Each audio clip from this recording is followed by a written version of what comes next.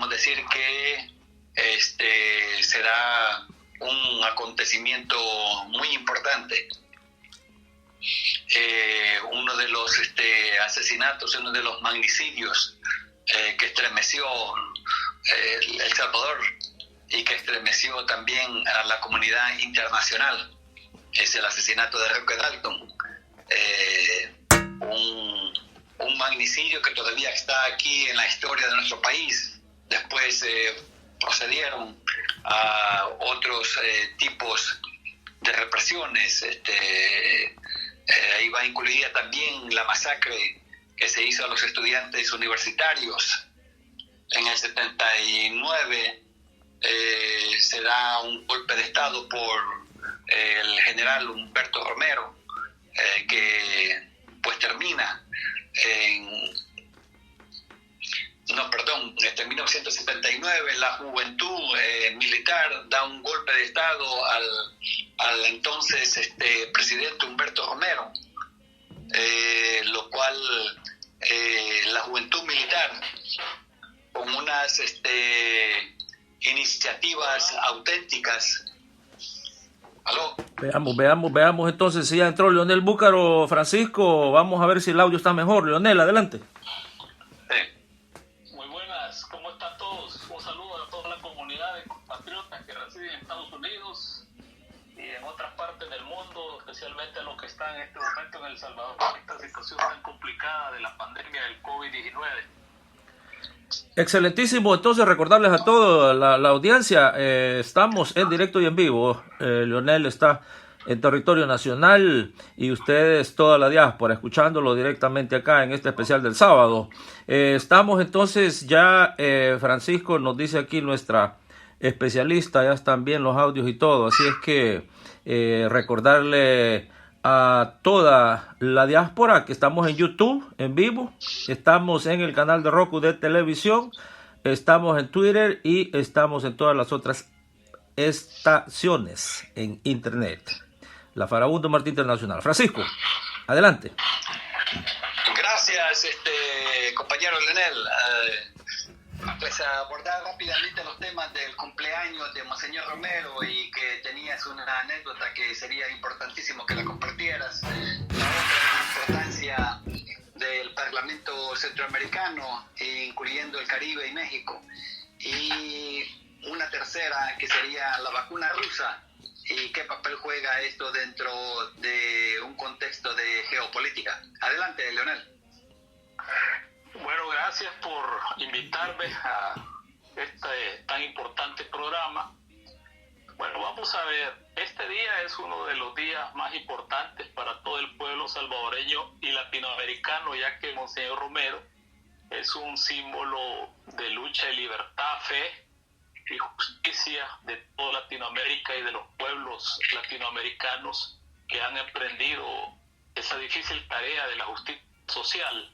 Estamos conmemorando los 103 años del natalicio del santo salvadoreño, santo del mundo, y decirles que para el pueblo salvadoreño pues es un orgullo que Monseñor Romero haya nacido en esta tierra cuscatleca, tierra de lucha y de sangre, que sigue combatiendo y que cada día se vuelve más complicado los procesos que tenemos.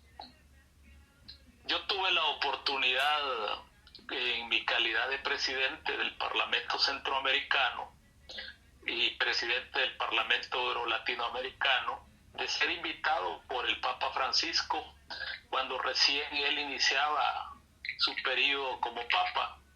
Fue una anécdota muy importante que quiero compartir con toda la comunidad, porque para mí fue sorprendente que un día en reuniones de parlamento me llegó una invitación para asistir a la Santa Sede, y precisamente había mucha duda de qué se trataba este asunto.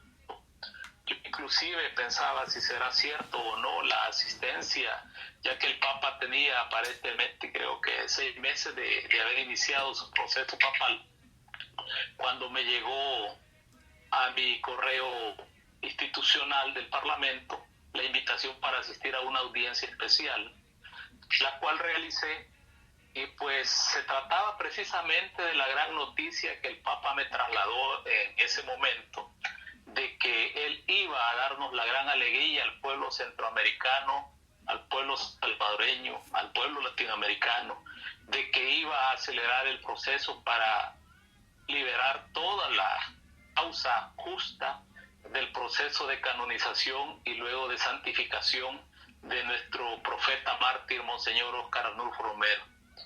En esta ocasión yo asistí, estuve en la misa que él da en la audiencia y luego conversó conmigo y me decía, quiero decirte, Leonel, presidente, que puedes llegar y decirle a tu gente que Monseñor será un santo, que la justicia ha llegado para el pueblo de El Salvador y Centroamérica y que deben de tomarlo con mucha alegría. Para mí fue una noticia extremadamente emocionante, la cual me dio el Papa Francisco. Y en aquel momento estábamos en la campaña con Salvador Sánchez Serén, y pues yo lo manifesté, conté y di la noticia. Fue algo que nos alegró a todos. Y las palabras de Monseñor Romero siguen siendo vivas, siguen siendo actuales, siguen siendo de justicia, y es un mártir que nosotros debemos tenerlo presente siempre en su accionar de justicia social, de fe.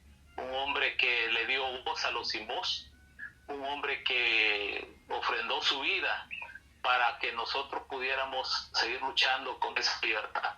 Algo que en estos momentos El Salvador, Latinoamérica lo necesita. Y por qué no decir el mundo, estamos viviendo una situación bastante complicada de un nuevo orden mundial, una situación de lucha, donde hay una disputa de hegemonía, de geopolítica, de lo cual vamos a hablar a lo largo de la entrevista. Y qué decirles, Monseñor, ese gran visionario merece que nosotros sigamos siendo humildes, sigamos siendo personas de fe y de lucha para con las causas justas y seguir avanzando, decir la verdad, trasladarle a todos los jóvenes esa historia que es de sangre de nuestros pueblos y que sigamos luchando.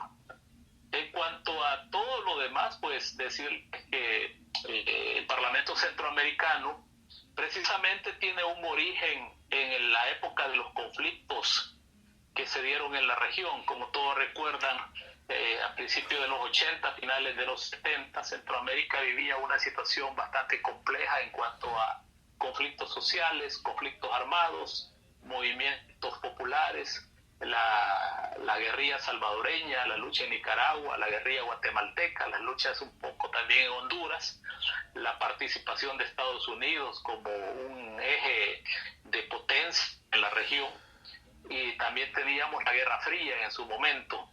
Era una complejidad que casi, si la comparamos y la trasladamos a los tiempos actuales, podríamos decir que los escenarios son similares en cuanto que hay una disputa hegemónica por el planeta, por los recursos naturales y por la lucha de quién va a tener la hegemonía del comercio y el valor de la moneda, ya que también muchos olvidan estudiar la decadencia en que ha caído el factor monetario de Estados Unidos con respecto al orden mundial y al tema del imperialismo yanqui.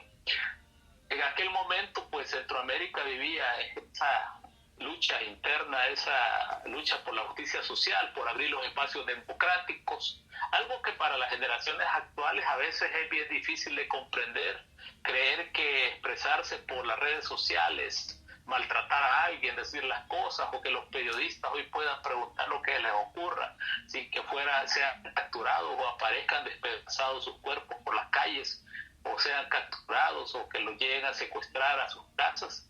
Es algo que no lo vivieron, algo que es difícil de imaginar si no se tiene presente la historia de lucha que hemos vivido.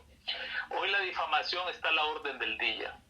Pues en aquel momento Centroamérica vivía todo ese proceso, pero también habían esfuerzos por la pacificación, por la reconciliación, y en ese marco, como señor Romero era una de las voces más importantes, más críticas, y que señalaban los regímenes militares del momento, que no solo se daban en El Salvador, también estaban en otras zonas, como en Chile con Pinochet, y otras áreas que nosotros no debemos olvidar, ya que a veces creemos que los problemas de nuestro país son únicos, pero en general están enmarcados en una situación de geopolítica. Centroamérica se encuentra muy cerca de Estados Unidos, que es una de las potencias más grandes del mundo, del planeta, que ha participado en una infinidad de guerras y las ha construido, inclusive ha desestabilizado gobiernos y ha impactado mucho en la forma de injusticia social que se vive a nivel mundial.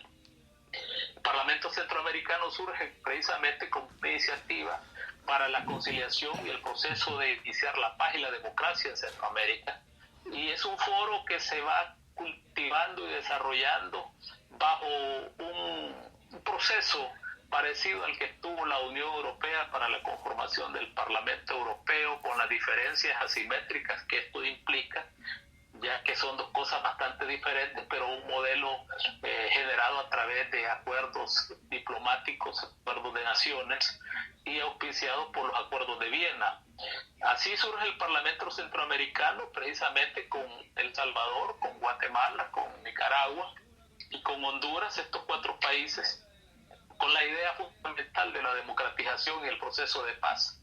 Ahí, si ustedes se acuerdan, surge lo que se llamó Esquipulas I y luego Esquipulas II, por lo cual se obtuvo inclusive el Premio Nobel de la Paz por parte del presidente de su momento de Costa Rica, que nosotros hemos criticado mucho, hemos dicho que lo debieron de dar a todos los participantes, entre ellos al presidente Daniel Ortega, que estaba en su momento en pleno apogeo de la revolución sandinista. Entonces surge el Parlamento Centroamericano como un foro político para la democratización. Hablar ahora en estos tiempos de la democratización es algo que parece natural, pero han sido décadas construyendo etapas, consolidación y procesos de integración. El Parlamento se convierte entonces en el brazo político del tema de integración centroamericana, el SICA. Muchos confunden al SICA como el eje político, pero en realidad el SICA es el ejecutivo de la parte política, es decir, es el Parlamento Centroamericano el que rige la política de la integración en Centroamérica, pero por supuesto aquellos que conocemos ese proceso difícil de lo que es la integración, podemos darnos cuenta que tiene sus fallas. Una de ellas es que desde el principio no se le dio mandato al Parlamento para que sus declaraciones no fueran simplemente hechos políticos, sino que se convirtieran en leyes regionales, en algo que nosotros trabajamos durante mi presidencia con las reformas que hicimos y a lo que llamamos Esquipulas III, que es el depósito del nuevo régimen parlamentario para que cada uno de los países asuman como mandato las leyes de integración que se están ejecutando en el Parlamento Centroamericano. Una de las críticas muy grandes al Parlamento es si esto es un elefante blanco, si este es el cementerio de los políticos que ya no tienen nada que hacer en sus parlamentos. Pero hay de todo un poco. En realidad el Parlamento es un contenido que hay que estudiar mucho y hay que regirse por el derecho internacional. Hay mucha ignorancia en cuanto a los mismos diputados que llegan al Parlamento. Algunos pasan precisamente solamente a hacer un cobracheque, pero otros pasan a construir ese sistema de integración que no es fácil.